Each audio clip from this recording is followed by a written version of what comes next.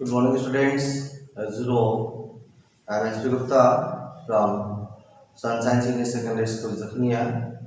So, class 10 students, जैसा कि जानते हैं, मैंने अपने प्रीवियस क्लासेस में आपको एक इम्पॉर्टेंट थ्योरम डिस्क्राइब किया और उससे रिलेटेड मैंने एक क्वेश्चन प्रूव किया कि √3 इज एन इरेशनल नंबर्स। तो अंडर रूट में जो भी प्राइम नंबर होगी वो रेशनल होगी, इरेशनल होगी। सो उसी टाइप के कुछ क्वेश्चंस में जैसे √3 प्रूव किया गया है, √5 को प्रूव कर सकते हैं, √7 को भी रेशनल प्रूव कर सकते हैं, √11 को प्रूव कर सकते हैं और भी सारे क्वेश्चन प्रूव कर सकते हैं। सो कल मैंने √3 को इरेशनल प्रूव किया है। Today we describe √5 is an irrational numbers. So first we take this question. This is prove that √5 is irrational number. Prove that √5 is irrational number. Students ध्यान दें, अंडर रूट में कोई भी प्राइम नंबर होगा वो irrational होता है। उसको जो ये मेथड है वो सबके लिए है, हर क्वेश्चन के ऊपर अप्लाई करके प्रूव कर सकते हैं। जैसा मैं पहले ही कर चुका हूँ, √3 को मैंने कल किया, उसी स्टाइल में मैं √5 को भी करूँगा, √7 को भी करूँगा। उससे रिलेटेड और भी कुछ क्वेश्चन होंगे जो बोर्ड के एग्जामिनेशन में आते हैं, वो भी इसी की हेल्प से प्रूव किए जा सकते हैं। तो पहले आप इस क्वेश्चन को अंडरस्टैंड कर लीजिए, इसको सॉल्व करने जा रहे हैं। देखिए इरेशनल प्रूव करने का जो रूल है, जैसा कि मैं पहले कह चुका हूं कि इरेशनल नंबर की कोई डेफिनेशन नहीं है। जो नंबर रेशनल नहीं है वही इरेशनल होता है। तो हमारा जो प्रोसेस है कि √5 को हम रेशनल सपोज करते हैं और अपने सपोजिशन को ही रॉन्ग प्रूव कर देते हैं। तो मैंने √5 को रेशनल सपोज किया और अपने सपोजिशन को ही रॉन्ग सिद्ध कर देंगे। लॉजिक देंगे वहां पे किस तरीके से रॉन्ग होगा। जब अब मेरा सपोजिशन रॉन्ग हो जाएगा, इसका मतलब कि √5 रेशनल नहीं है, मतलब रेशनल नहीं है तो क्या है, इरेशनल है। जो रेशनल नहीं है वो इरेशनल होता है। तो यहाँ पे इक्वल लिखते हैं if possible let √5 is rational. मैंने √5 को क्या सपोज कर लिया, रेशनल। देयरफॉर अब रेशनल की डेफिनेशन आप जानते हैं, अगर ये रेशनल है तो p/q फॉर्म में होगा। Therefore √5 equal to p/q। Rational number का स्टैंडर्ड फॉर्म सपोज किया जा रहा है। रेशनल नंबर को स्टैंडर्ड फॉर्म का मतलब जो फ्रैक्शन फॉर्म में है, p/q फॉर्म में है, तो इसके दोनों इंटीजर p q का जब HCF लेंगे तो 1 होगा। Where p q are coprimes. Coprime का मतलब, देखो कोप्राइम होने का मतलब होता है कि इनका जो HCF है, HCF of p and q is 1। मतलब p और q के बीच में जो मेरा कॉमन है वो 1 है, 1 के अलावा कोई और नहीं है। तो ये हमारा सपोजिशन था कि लेट √5 इज रेशनल। जब ये रेशनल है तो √5 को हम p/q फॉर्म में राइट कर सकते हैं, where p and q both are integer and their HCF is 1 means इनके बीच में कोई कॉमन नहीं है। अब हम इसका स्क्वायर करते हैं, स्क्वायरिंग बोथ साइड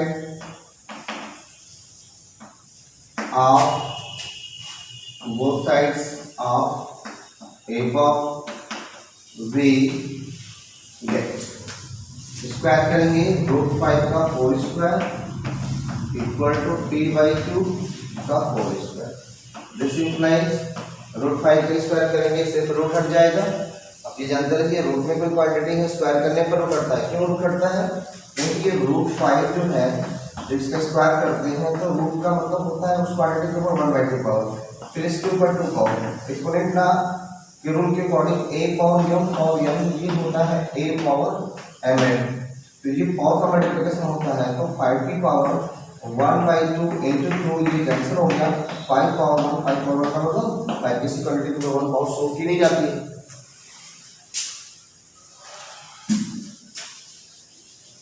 तो स्टूडेंट्स यहाँ पे आ गए हैं 5 equal to p square upon q square.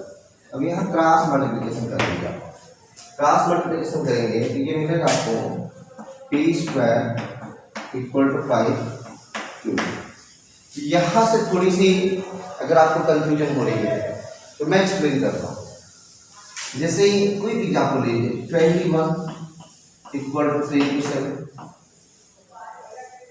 56 equal to 7 into 8, हमें 14 इक्वल टू 2 into 7। तो उसमें देख रहे हैं कि ये कोई इंटीजर है या नंबर है, जो भी मानिए दिस इज इक्वल टू, ये भी इंटीजर ये भी इंटीजर, दोनों नॉन नेगेटिव, तो एक number equal to integer into some any integer. तो इसका मतलब है कि ये जो नंबर है 3 से भी डिविजिबल, 7 से भी डिविजिबल, ये जो 56 है 7 से भी डिविजिबल है, 8 से भी डिविजिबल है, 42 से भी डिविजिबल है, 7 से भी डिविजिबल है। तो यहाँ पे चेक करिए, ये हमारा कोई क्या था, प्राइम का मतलब एक नंबर ही होगा, प्राइम के स्क्वायर करेंगे एक नंबर आएगा, कोई इंटीजर आएगा। 5 ऑलरेडी आपको इंटीजर दिख रहा है, ये क्यू भी प्राइम है, इसका भी स्क्वायर करेंगे तो क्या होगा, ये एक इंटीजर ही आएगा। तो ये इंटीजर या number equal to 5 into some another integer. इसका मतलब है कि ये क्वांटिटी जैसे आप यहाँ पे देख रहे हैं, ये जो p स्क्वायर क्वांटिटी है 5 से क्या है डिवाइड हो रही है, तो दिस इंप्लाई p स्क्वायर या 5 डिवाइड्स p स्क्वायर, 5 किसको डिवाइड कर रहा है p स्क्वायर को। अभी आप कल का थ्योरम पढ़े हैं कि if a is a positive integer and p is a prime number which divides a square, then p divides a। So here p के प्लेस पे 5 का जो कि प्राइम है, ये पॉजिटिव इंटीजर है क्योंकि प्राइम नंबर का स्क्वायर कर देंगे पॉजिटिव इंटीजर ही आएगा। तो अगर 5 एक पॉजिटिव इंटीजर के स्क्वायर को डिवाइड करता है तो 5 p को भी डिवाइड करेगा, उस पॉजिटिव इंटीजर को भी डिवाइड करेगा। दिस इंप्लाई 5 डिवाइड्स p, ये आपको एक्सप्रेशन 1 कर लीजिए।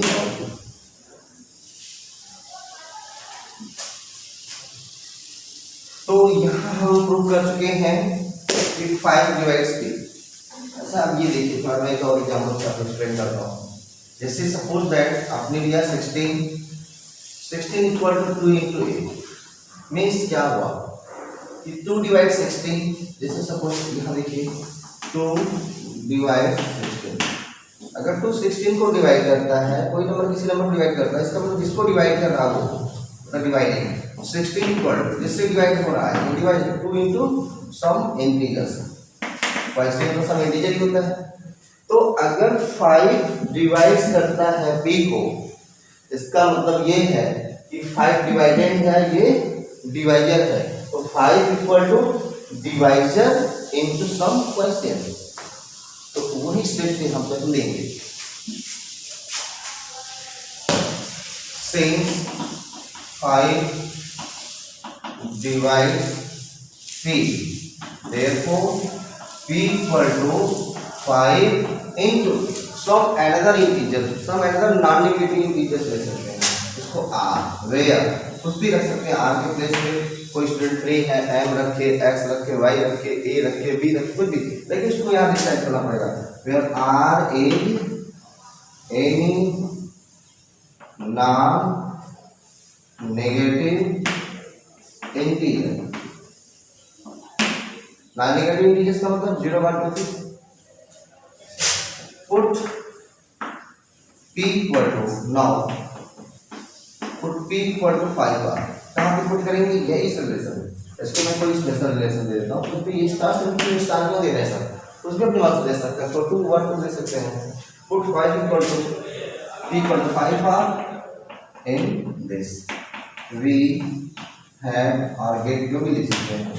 पुटिंग करिए पी के प्लेस में 5 आर इसका होल स्क्वायर, ये 5 क्यू स्क्वायर।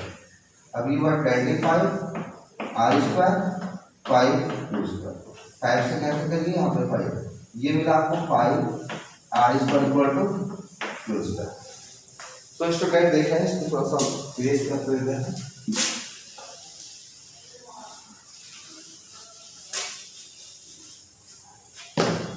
तो यहाँ पे मेरा मिला q square equal to 5 into r, जैसे ये स्टेप था सेम।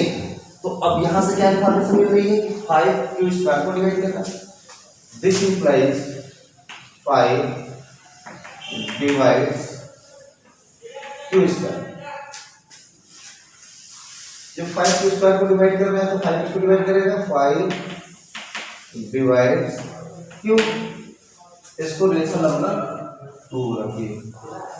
अब आइए from 1 into from 1 into we get 1 into से आपको क्या मिला कि 5 divides p and as well as 5 divides q, we get 5 divides p and 5 divides q।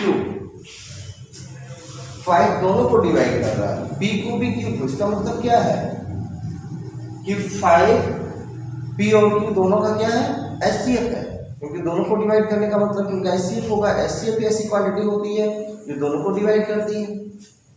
therefore HCF of p and q is equal to 5। अब हमारे supposition में था ये √5 जब हमने रेशनल लिया पी बाई क्यू फॉर्म में, तो हमने पी और क्यू को कोप्राइम माना। कोप्राइम का मतलब है कि HCF 1 था। लेकिन अब यहाँ पे कॉन्ट्राडिक्शन हो गई है। कॉन्ट्राडिक्शन क्या हो गई कि जब हमने √5 को रेशनल सपोज किया तो उस कंडीशन पे हमने अप्लाई किया तो हमारा रिजल्ट क्या निकल के आया उससे कि 5 जो है पी और क्यू दोनों के बीच में कॉमन क्वांटिटी आ रही है, दोनों को डिवाइड कर रहा है। जबकि हमारे सपोजिशन के अकॉर्डिंग पी और क्यू के बीच में 1 के अलावा कोई कॉमन क्वांटिटी नहीं थी। इसका मतलब हमारे सपोजिशन को ये कॉन्ट्राडिक्ट कर रहा है, मतलब विरोधाभास की स्थिति है, विरोध कर रहा है। Hence, it contradicts our supposition। ये हमारे सपोजिशन का क्या करता है, विरोध करता है। Hence, it contradicts our supposition that under 5 is rational। ये हमारे सपोजिशन जो कि √5 एक रेशनल है, उसका क्या करता है, विरोध करता है, कॉन्ट्रडिक्ट करता है। Therefore, विरोध करने का मतलब है therefore our supposition is wrong। Therefore our supposition is wrong। हमारा सपोजिशन क्या है, गलत है। सपोजिशन क्या था, √5 इज रेशनल, वो रॉन्ग साबित हो गया यहाँ पे। Thus √5 is not rational, it is irrational। Supposition गलत हो गया, नहीं है, नहीं तो क्या हो सकता है, अगर कोई क्वांटिटी रेशनल नहीं है जिसका कंफर्म, तो इस तरीके से प्रूव करेंगे। तो देखें दूसरे क्वेश्चन के माध्यम से आपको क्लियर हो गया होगा। स्टेप है थोड़ा सा उसको अंडरस्टैंड करके क्लियर हो जाएगा।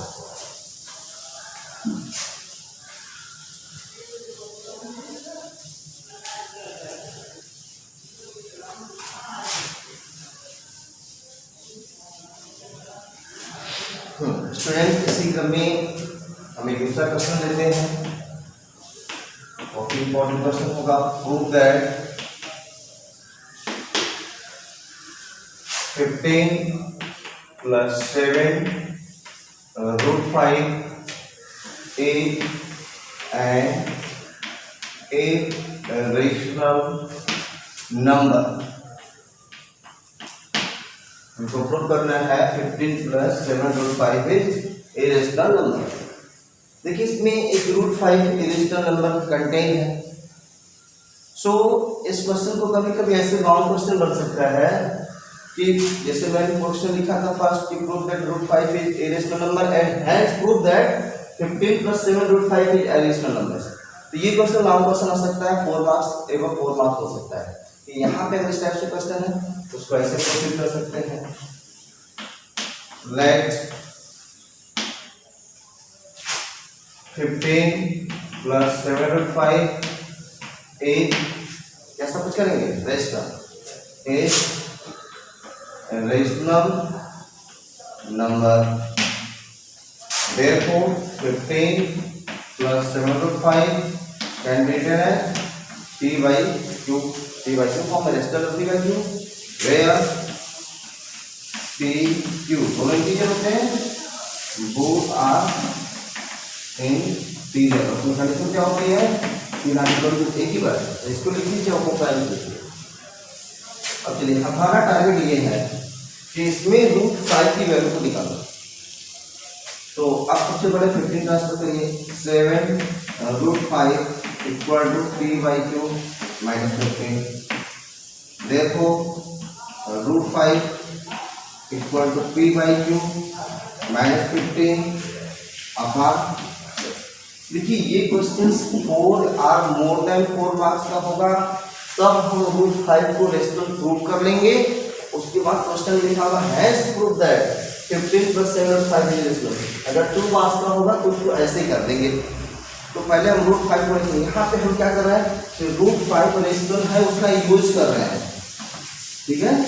√5 irrational number, sorry √5 irrational number है तो उसके हेल्प से इस क्वेश्चन को प्रूव कर रहा है।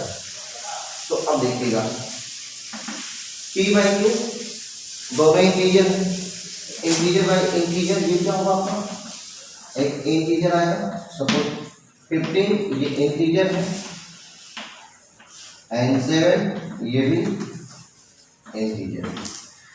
P/Q दोनों इंटीजर है तो इंटीजर बाय इंटीजर ही होगा।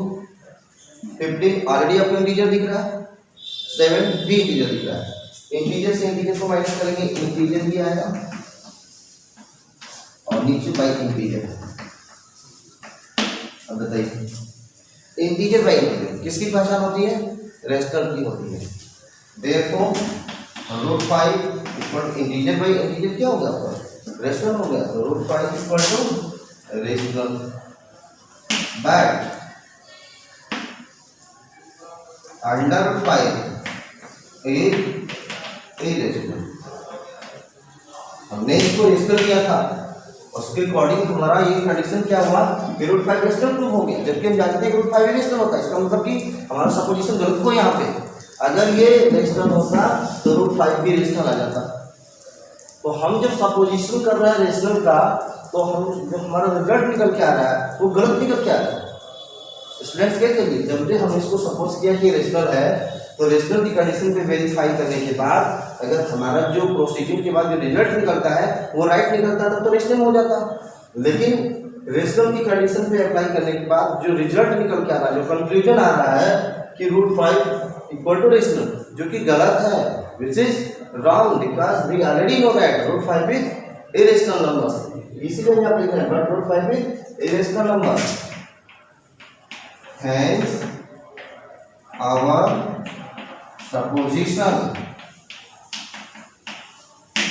is wrong. अगर हमारा सपोजिशन सही होता तो √5 राइट क्वांटिटी आती, √5 इक्वल टू क्या था, इरेशनल प्रूफ होता। लेकिन हमारे सपोजिशन में ही कोई खराबी थी जिसके चलते √5 हमारा रेशनल आ गया, इसलिए हम अपने सपोजिशन को रॉन्ग साबित कर दिया। यहाँ पे जब हमारा सपोजिशन रॉन्ग सिद्ध हो गया मतलब 15 प्लस 7/5 रेशनल, ये रॉन्ग हुआ तो रेशनल नहीं है तो क्या हुआ, इरेशनल है। therefore 15 plus 7/5 is rational number. तो स्टूडेंट्स इस टाइप से जो क्वेश्चन है, जो आस्किंग क्वेश्चन भी था, इस टाइप के जो क्वेश्चन होते हैं वो बोर्ड एग्जामिनेशन में काफ़ी पूछे जाते हैं। सो आप √3 को, √5 को, √7 को फिर इस तरीके से कॉम्बिनेशन में यहाँ माइनस प्लस कुछ भी दिया जा सकता है। इस टाइप के क्वेश्चन ग्रुप करेंगे। देखिए मैं बता दूं, ये क्वेश्चन अगर डायरेक्टली आपको आता है तो 2 मार्क्स में आएगा, लेकिन अगर ये 4 मार्क्स या मोर देन 4 मार्क्स में आएगा तो उसमें लिखा जाएगा कि प्रूव दैट, जैसे इसमें √3 होगा तो पहले कहेगा कि prove that √3 N rational number and has prove that this is a rational. मतलब पहले √3 को रेशनल दिखाइए, उसके हेल्प से फिर इसको दिखाइए कि रेशनल है। यहाँ पे जब इस क्वेश्चन को बनाया जाएगा तो ये लिखा जाएगा कि prove that √5 is an rational number and has prove that 15 + 17 + 7 √5 is a rational number. लेकिन अगर पार्टिकुलरली सिर्फ यही क्वेश्चन आस्किंग होता है कि prove that this and this, तो ऐसे कर सकते हैं, इसको रेशनल मान लीजिए, पी बाई क्यू फॉर्म में। अब आपका टारगेट क्या था, इसमें भी ये इरेशनल क्वांटिटी की इक्वल वैल्यू निकालना, तो इसकी वैल्यू निकाल रहा है √5 इक्वल टू दिस, फिर यहाँ पे डिक्लेयर करिए integer by integer, integer this is also integer, integer minus integer by integer.